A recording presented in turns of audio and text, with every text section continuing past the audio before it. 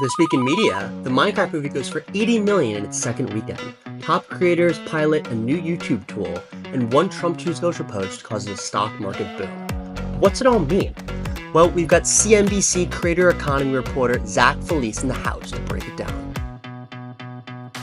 Zach, thanks for coming on Make That Make Sense. Hey, Eric, thanks. Thank you so much. I'm really excited to talk to you. Yeah, excited to have you on. I've been a fan of your stuff at CNBC and the stuff you're doing with the creator economy. It's nice to see a young voice at a historical outlet, so appreciate your work and excited to get some insights from you about the week in media. Of course, I mean, more people than just old people work at CNBC. Like us Gen Zers, we're getting into it as well and also have a stake in the economy. And, creators are exactly where it's at. So I'm happy to keep my finger on the pulse for everybody. Well, we love it. All right, let's get right into the first headline.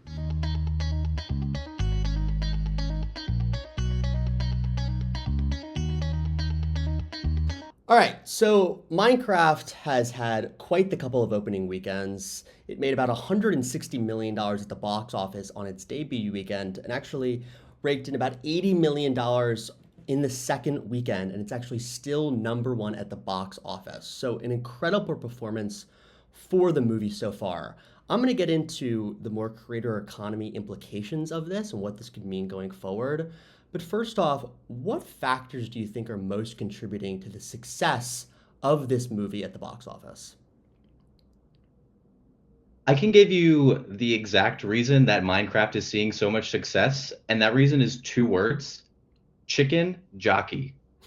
Chicken Jockey, for those who don't know, which I didn't because I didn't play Minecraft growing up, is a reference to the game when a zombie rides a chicken. And in the movie, Jack Black, he's playing the character Steve. He says this line, chicken jockey, and it has resulted in crowds of people going absolutely nuts. Like people in the audience are screaming, they're throwing popcorn, the cops are even Yeah. called, and it's becoming like a huge viral trend on TikTok.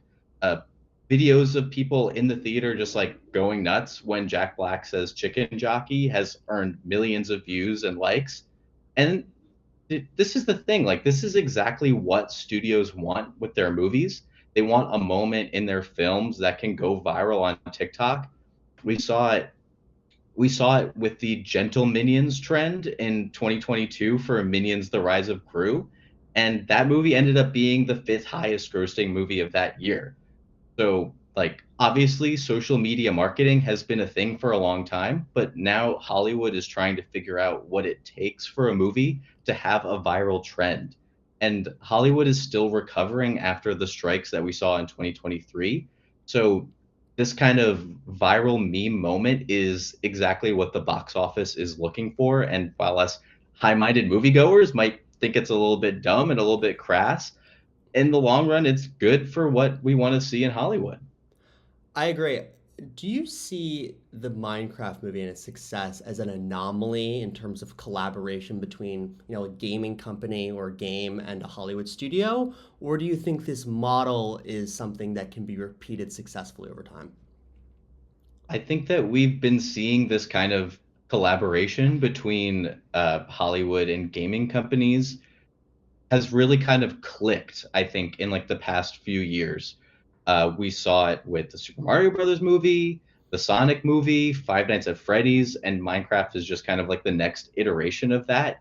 And so, because they've been so financially successful, I think that it's going to continue even more with more games. Like, I think they're making a Legend of Zelda movie.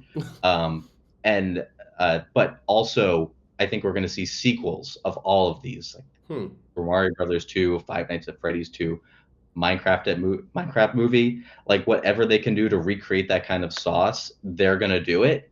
And one more thing before we run out of time, it needs to be done right without pissing off the fans. And that's what these movies have been doing so well. It could have gone really bad with the original Sonic movie when the trailer came out and everyone was super displeased with the way that Sonic looked. The studio was smart enough to spend millions of dollars reconfiguring the design of the character to be more like people were used to in the original game. And it created enormous success with a trilogy of movies. So as long as these studios are still pleasing that fan base with these movies and not going off into something that might not work, I think that we're going to be seeing even more and more gaming movies in the future. Well, if you had said this to a moviegoer 10 years ago that the Minecraft movie would be the number one at the box office, they might have fainted. But we are in 2025, so that seems to be our reality. And according to you, I think it could be keep happening going forward. All right, should we go to our tweet? Yes.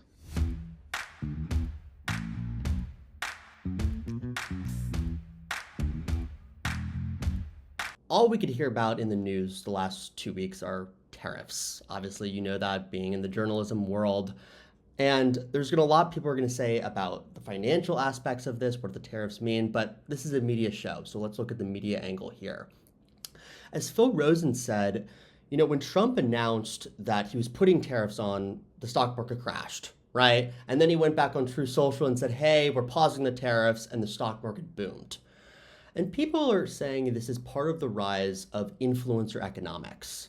So powerful people, whether that's politicians or influencers, are able to affect the financial markets in almost the same way that an institution can.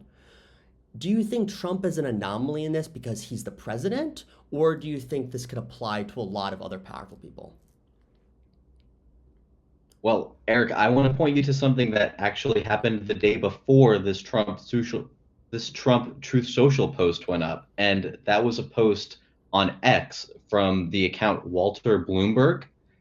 This is an account that has millions of followers. It's got a blue check mark, and it's basically an anonymous user that is posing like they are from the news source Bloomberg, and he basically just posts headlines of that usually run through the Bloomberg terminal. And Bloomberg is aware of this guy. Semaphore reported yesterday that they were trying to figure out who he is because he's super anonymous and take away his Bloomberg terminal access because of the one posing as he's like an official news source. And what happened last week was he basically posted on X that Trump was going to be pausing the tariffs for 90 days before the official announcement was ever actually made.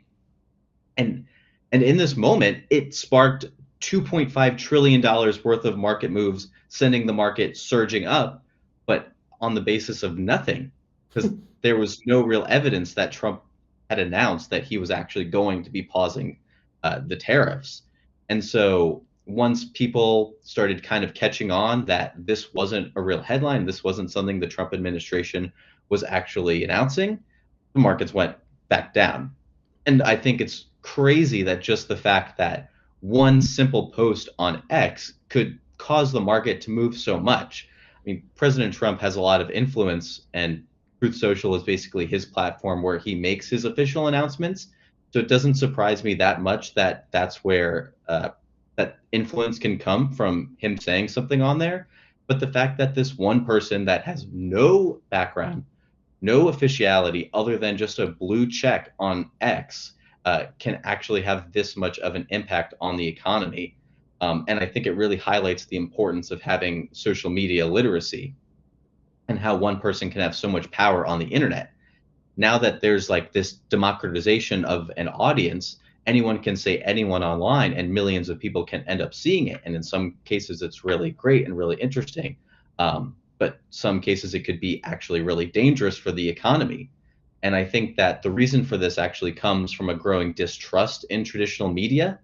And I think that we need to get back to a place where citizens can trust where they get their news sources from and aren't relying on citizen journalism, basically on Twitter. Um, and I think that that's a really big uphill battle that media companies are going to need to take to restore that trust. But this example of what happened last week is a huge reason that there needs to be some kind of guardrails. And I think that with when Elon Musk took over X and basically reinvented that anyone can get a blue check mark if they're willing to pay $8 a month, made people unsure on who can you really trust online. You're totally correct. The guardrails are certainly gone. And as you mentioned, media companies, especially traditional ones, are finding themselves in a hard place because, as you know, they're trying to embrace the creator economy, right? More creative voices that weren't traditionally seen in traditional media, but also to try to keep that journalistic standard. And that's often not a one-on-one thing. So it's a struggle, and that example you brought up was definitely reminiscent of that. All Totally. right. And oh, sorry, one more No, no, thing. no. Go for it. Traditional journalists don't always know how to speak the language of the internet. Everyone Exactly. speaks the way that journalists were trained for the last 70 years was to speak in this way and to be very official and to enunciate and have this kind of pseudo Atlantic accent in the way that you talk. And unfortunately, not unfortunately, but this is just the way things change, that people don't always want to be talked to like that. That's kind of like the rising growth of podcasting, where there's a lot more traditional conversations on the way that information is passed. And so journalists of yesteryear aren't able to always speak that language that people want to listen to get their news today. It's a great point. The media is changing so fast, as we saw with the podcast election and everything since then, and it'll be exciting to see where it goes from here. And I'm sure you'll be at the top of covering that. So at least we'll have somebody to trust in that realm. All right, I'll try. should we go to the deal? Yes.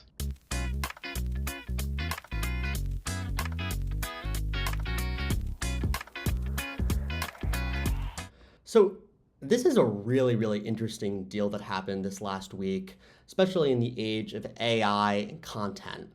And just for a little background for our audience, YouTube rolled out this tool last year that basically surfaces AI generated content that is impersonating the voice or the appearance of a celebrity or a high profile client. And those high profile people can then request the removal of that content. Obviously, it's going to take a while to see how this plays out and how efficient it is, but do you see this as a turning point for creators in being able to protect their IP, or do you think it's not that it's significant of a moment?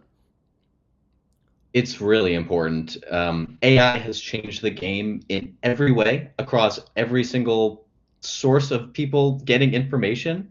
Um, and the scary thing is that it's empowered scammers even more. And creators are even more at risk because they're providing free access to a stream of their face and their voice that gives these models hundreds of hours to train on and create a compelling fake. The issue is that most places on the internet, these scams can run wild and there is no proper enforcement of it. So I think this is really an important thing that YouTube is doing, and hopefully it can prevent people from getting scammed and also protect creators themselves from getting into more trouble. So I would really like to see even more platforms like Facebook and Instagram, TikTok, X, all these places kind of have a similar thing in place because it can be really dangerous. How do you decipher? Clearly, right now, we're at a point with social media platforms where they're looking to backtrack on content moderation. We're now back in the era of free speech. Is AI generated content in that way? Do you think big companies like a Facebook would see that as free speech, or is it something else? Gosh, it's a hard question because the reason for an increase in free speech, the backbone of that isn't always to me as pure as wanting to protect the First Amendment. Um, I think that I think that there is a lot of hate speech that is occurring on these platforms, and with these new guidelines, it's unclear to me whether that is something that is going to be like encouraged, or people turning a blind eye to it. But I think that these platforms aren't encouraged to want to invest money into content moderation. So it's a hard hill to climb up whether that they're going to invest in something like that. YouTube has a really great community and relationship to their creators, so it obviously makes sense that they want to keep this strong relationship and protect their creators. The other platforms, not so much. So I'm not 100% sure if that is something that we're going to see anytime soon. Yeah, I don't think anybody can truly predict how it will turn out. Hopefully, it will turn out okay, but we can only hope. All right, let's get past the stories and let's get to some trivia to end it off. How does that sound? Sure. So, first question, this is a true or false. The NBC Page program, which is basically NBC's intern program, started in 1965. Oh, I know that the Page program has been around for a really long time, and 1965 seems to be an era that, I think fits in with what the Pages are still today, wearing, the signature suits and the peacock pins. It seems very 1965 to me, but I'm actually going to think that it started earlier, so I'm going to go with false. The answer is false. Actually, it was started in 1933. So you were right on that one. I thought 1965 is pretty far away, to long time ago too, but it was 1933. All right. NBC is old. We've been around for a long time. They are old. Okay, two truths and a lie. Tell me which one Okay. there's a lie. The Gardener is currently the number one streaming show on Netflix. Elon Musk is the CEO of X. And the documentary series Celtic City is produced by Bill Simmons. This to me is kind of an easy one. I know that Elon Musk is not the CEO of X. Linda Yaccarino is the CEO of X, so that is going to have to be the lie. It would be true. I knew I was not going to stump you on that one, especially given the space you're in. But the casual viewer, for as much as Elon Musk is on X and how much news he creates, would probably think that he's actually running the whole thing. Um, Yeah, definitely. well, Zach, really appreciate you coming on to kind of break down the week in media news, and excited to see where your reporting goes from here. Thanks, Eric. It was a pleasure talking to you. You as well.